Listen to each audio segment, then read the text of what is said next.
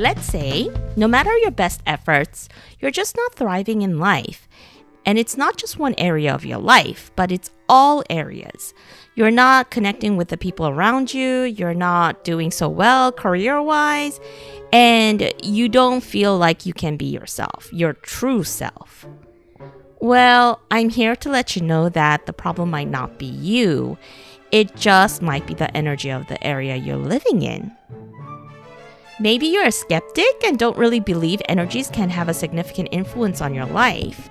Maybe you think you alone have full control of your life, not some energy. And well, frankly, people need to take some responsibilities for creating their own mess, right? But when you go out of town and into a place that resonates with your soul, and all of a sudden you start thriving with not much effort, and things just seem to flow better, that's when you realize that, yeah, the energy of the place matters. I'm speaking from experience here. In my previous video, I talk about how I was struggling when I was living in LA and how I instantly started thriving when I moved to SF. Before, when I was struggling in LA, I honestly thought it was me. I thought I was a loser who couldn't fit in. But as soon as I moved, instantly I felt like I could relax and be myself. You know that tension you have when you're somewhere you don't quite belong? That tension was gone. I mean, I didn't even know I had that tension until it was gone. So, I know you're asking, how do you know where to move and which place aligns with your energy? Well, let me share with you my process.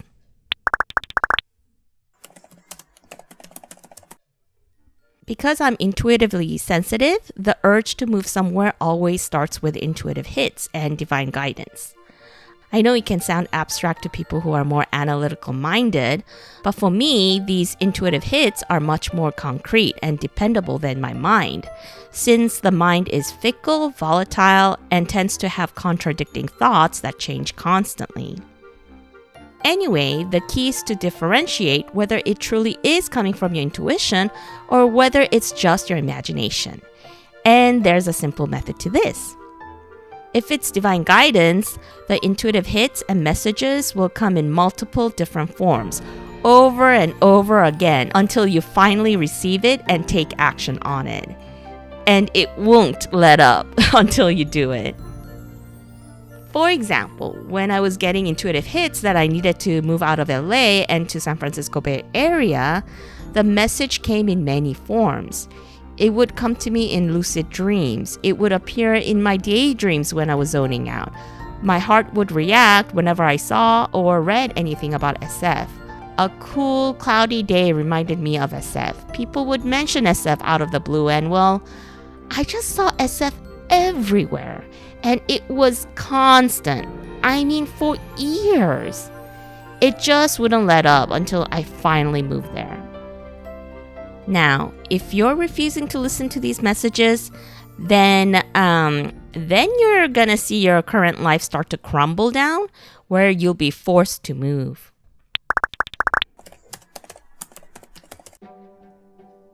Once I acknowledge that I need to move to a place that aligns better with my energy, the next step is to look at what kind of people live there. This is important because like-minded people will be attracted to that place because the energy will attract them there, even though they might not be conscious of it. And vice versa. These people's energies, the way they speak, think, and act will perpetuate and influence the kind of energy the city has. That's why in certain areas, you see a strong artist community, spiritualist community, and etc. So if you're attracted to the type of people living there, the energy will most likely be right for you as well. Now, once the people there checks off, then the next step is to visit.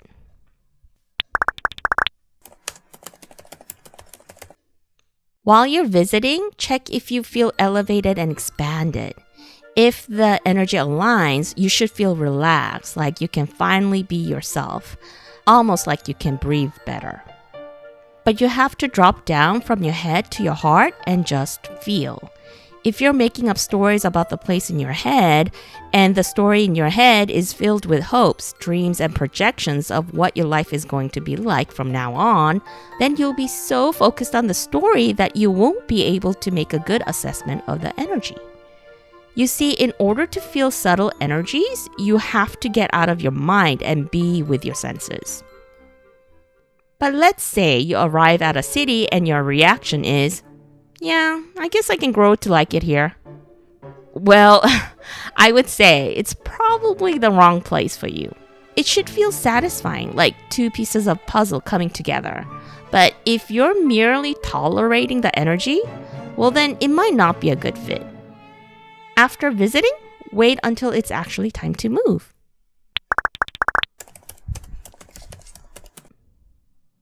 When it's time to move, you'll feel like the place you're in right now is pushing you out, while the other place is pulling you in. Usually for me, I always felt a simultaneous pushing and pulling. All of a sudden, the life I had would start crumbling down and I would feel a push to leave. If I don't hear it, then it would come to a point where it'd be too painful to continue my life there. At the same time, I would be given opportunities to move, sort of like the dangling carrot in front of a donkey.